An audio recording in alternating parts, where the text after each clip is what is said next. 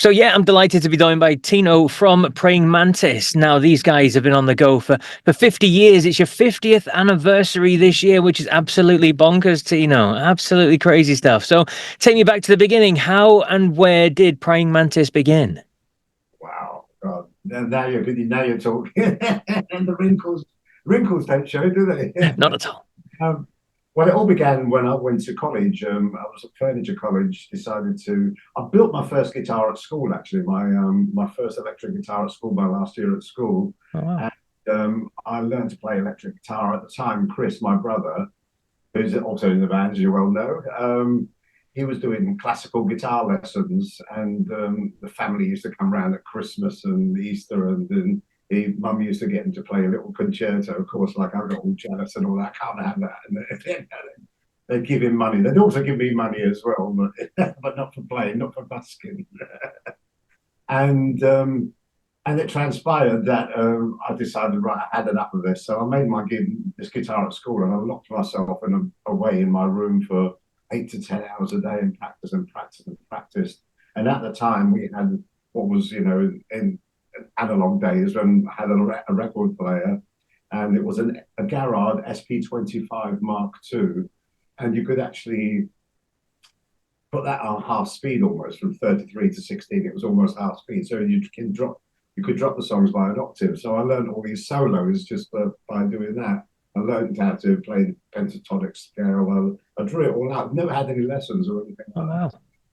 I did that, and a mate of mine introduced me to Status Quo. And then, well, no, he did actually introduce me to Status Quo, but he showed me how to play a 12-bar riff and Chuck Berry style. And so I started doing that. And then, of course, I discovered Status Quo through another friend I met at, while I was doing a Saturday job at Safeways, which is now Morrison's. And he introduced me to Status Quo. Of course, Pile Driver was the first album I got. Then I got all their back catalogue as well. And we were playing Status Quo songs all the time. I got to college, at Furniture College, met Pete Moore, who was also a big Quo fan. And we just locked ourselves away in his place after college and practiced and practiced and practiced. And then came Thin Lizzy. And by this time, I'd asked Chris, we needed a band, and we couldn't find a bass player. And I asked Chris if he could play bass, and he goes, "What's bass?" He didn't know what a bass guitar was. So I converted that guitar that I first built at school into a bass guitar, and I showed him the first song we played together was "Caroline" by Status Quo.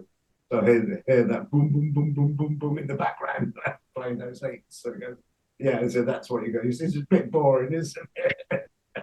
But after a while, he started coming out with his own little riffs and stuff like that. So that's how Praying Mantis were born in 1974.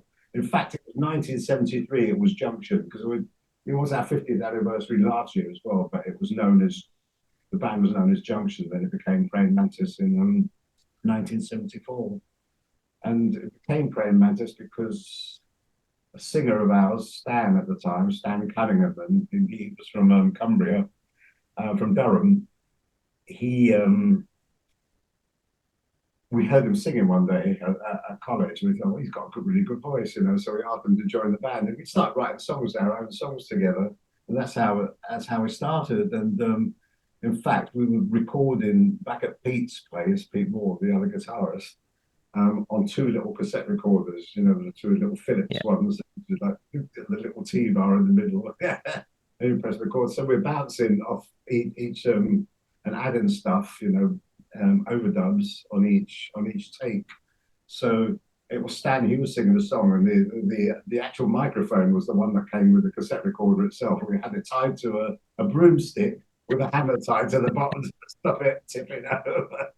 And they were the very first recording studio that we built. And of course, Pete and me were in the background going do up, be do. While I was singing, just gesturing. He goes, "You two look like a couple of praying mantises," and that's how the name was born. So Wow. So that's a very brief history. I mean, I can delve a lot deeper, but I've got moved through 50 years. Exactly.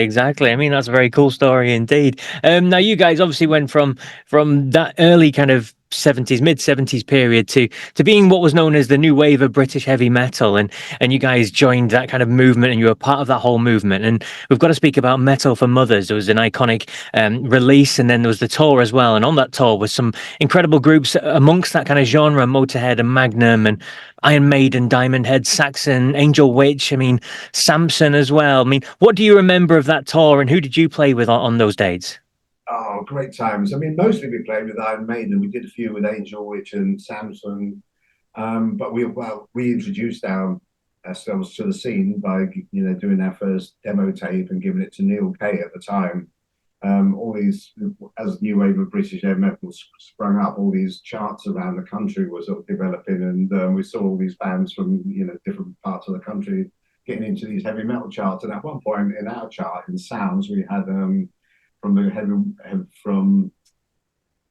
from the bandwagon in Kingsbury, we had like all three of the songs from our demo on that chart. So we had, like, I think it was Captured City at #1, and then Lovers of Grave at #3, and then Johnny Called at number 11 or 12 or something like that. So yeah, it was great times, and it just like we just kept so busy all the time. Everything was moving so fast as well. I can't believe how much work we crammed into the space of 6 months. Now it takes like 6 years to get to that.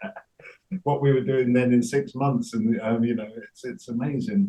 But great, and getting the recognition as well, having that first album being on Metal for Mothers as well, that really elevated the band, and we thought, no, this is brilliant. We're on the crest of a wave here, and we joined the party with everyone else. So. It does. It sounds fantastic. And what was the movement like? What was the scene like amongst the bands? Because it was a change in time in terms of music, and this heavier stuff was coming through after what had been kind of punk from the end of the 70s. Yeah, well, at first everyone was really sort of close knit, because it was like this whole development. Like, we were in this big gang together. This is new wave of British heavy metal. We're going to push everything else aside, and but as we did that, then of course then the rivalry begins. You got to be better than that next band. We got to be better than Tigers and all that, and Iron Maiden. So yes, of course you get a bit of rivalry, and everyone's like competing for the top spot basically. But I wouldn't have changed it for the world, and wish we could relive those days again, and I'd probably take a different route this time. And which different route would you take? Well, I don't know. I question that a lot of the time, because I'd say, well, if I took that route, then I wouldn't have had two beautiful daughters, that I love very much, So it's all swings and roundabouts, really. But I would have listened a little bit more to some of my mentors, but there was so much sort of difference in opinions those days, because you said, like, you can actually be taken to the cleaners by certain people at the time, businessmen in the music business.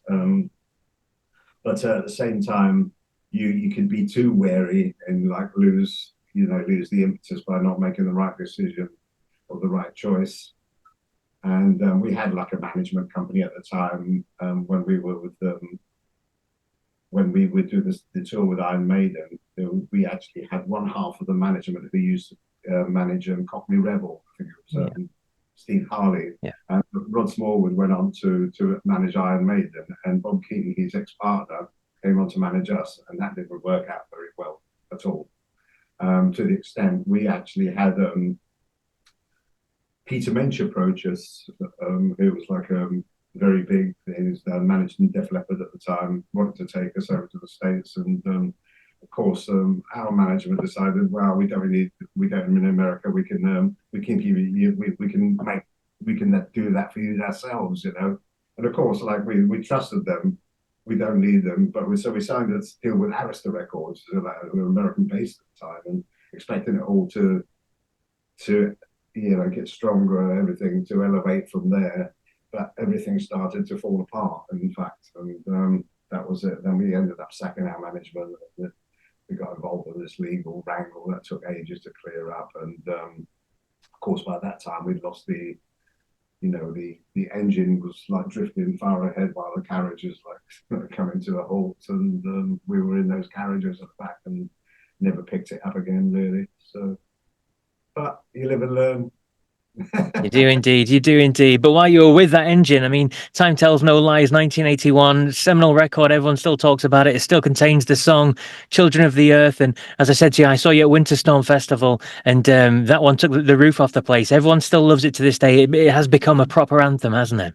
Has become a proper anthem, and it was very. I mean, a lot of the time these days we're writing songs about the ecological sort of cycle, everything what happens, the sort of very green environmental thing. But then, for that time, it was unheard of, because that song "Children of the Earth" was about the very same thing about the destruction of, mankind feeding off the planet and making, well, everyone saying the children of the earth, orphans of the universe. It's all in that lyric, basically.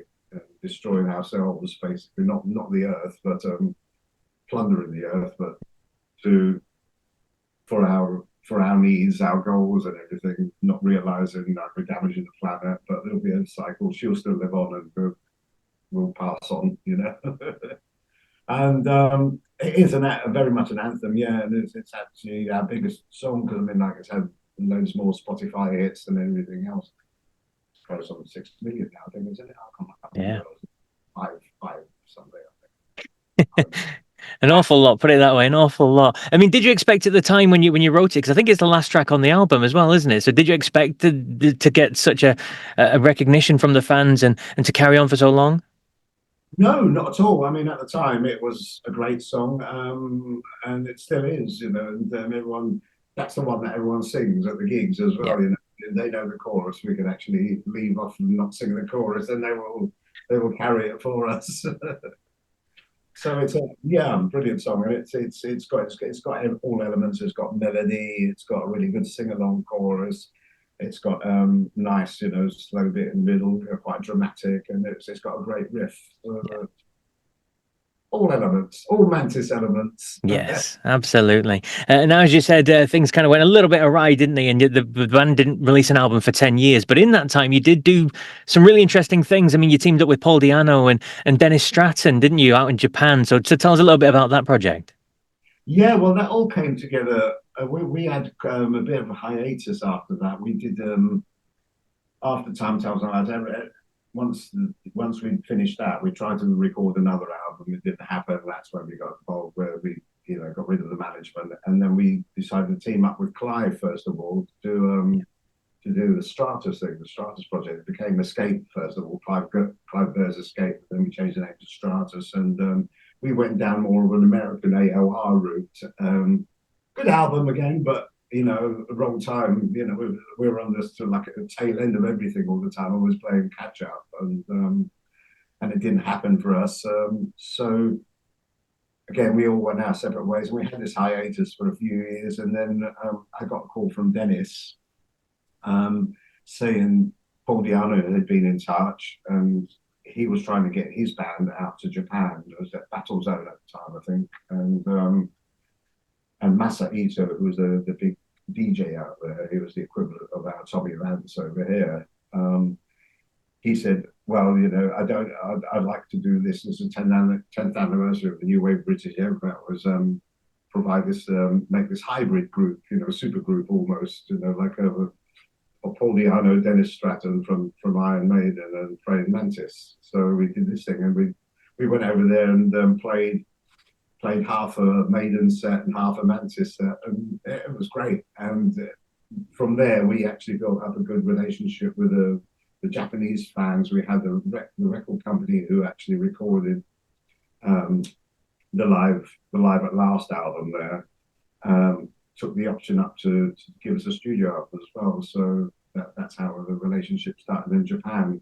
By the time we came back, Paul continued with his Battle Zone and Killers, stuff like that, and then Dennis joined the band. So it was some great years we had there. We had quite a few studio albums in Japan then. Yeah. So what do you think it is about Japan then? Because obviously they love the kind of whole new wave British heavy metal. They still love classic rock and all that sort of stuff over there. They can't get enough of it, and bands still do tour to this day over there. So what do you think it is about Japan that loves this kind of this stuff that you guys produce?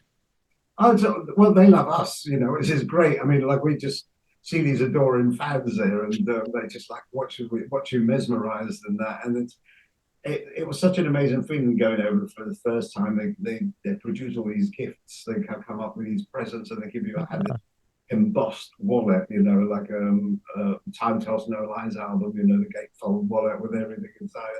Amazing. And lots of different presents as well, watches and things like that with the Time Tells No Lies logo inside, the analog watches, the old analog watches. Um, but yeah, and it was amazing, and those fans they sing those songs as well, you know, and they were really loud as well. I couldn't believe it. I was watching some of the videos the other day actually of the Japanese footage, and great times. It was great. Yeah, oh, I could, you know, they're lovely people. Yeah. Japanese. Indeed. And as you said, you guys kind of got together with Dennis, and Praying Mantis came back in the early 90s, and you pretty much released solidly every 2 to 3 years. I mean, every now and again there's been a slightly longer gap, but mainly you've released every 2 to 3 years, and it's really impressive to do that over such a time span. It is, yeah, and to tell the truth, you know, we could have released them much quicker, but we got really into the songwriting and concentrated on everything. If it wasn't right, we go back to the drawing board, because we didn't want to put any fillers on the album. You know, they all had to be good songs, and it was important, and that's been our, you know, that's been the case to this day. You know, that's our mantra. You know, sort of like getting a praying mantra. They, you know, those songs the best we can do, and we're never satisfied. Obviously, it gets more difficult with every album. Because how can you better that? But I mean, we feel we've been doing it. I mean, we just like move the goalposts a little bit, just add a little bit of that and that, and put a few more notches on that one. It's a bit like you know, it's a work in progress. It's like everything is one album. Like everything is based on this one concept, and we just like embellish it. I think that's the best way of explaining it. Indeed. And well, you're up to your 13th studio album now. It's coming out April 19th. It's called Defiance. So tell us a bit about this album then. I mean, what was the recording? What was the writing process like behind Defiance? It was, I'm probably not the best person to talk about that really, because I was moving the house at the time when we were actually starting writing the album. So I haven't had much, I haven't been that proactive on the songwriting side of stuff. I mean, later on I got involved in the production, but I'm here in this box room at the moment. And when I recorded a lot of the stuff on here and that, arranged everything, produced it all in this room here. I'm moving it out because I'm basically I came into this house and it's a building site. The rest of the place is a box. And the guys have come around this. I had a most amazing studio at my last place, you know, and now I'm just like working out of an 8 foot by 8 foot box. Oh no! But I mean, I got really involved in it, and you know, with the arrangements and the production of everything, and I've written you know 1.5 songs on the album, so it's, you know, it's not as if I've been totally lazy. But this one song I thought, this is not a Mantis song, but everyone loved it, so it's on the album, and it's got like a real sort of dance beat to it, like a sort of trance rave thing, but it's got a real sort of rocky riff to it as well, you know, and it works, and it's again, it's about that whole sort of thing, human extinction, you know, basically. That's and it's called Standing Tall. So that was my real sort of contribution of the album. I said, "You sure you want to have this on the album?" It was something I was leaving for a little side project, but I've got loads and loads of ideas like that I'm working on at the moment to do a little side project as well.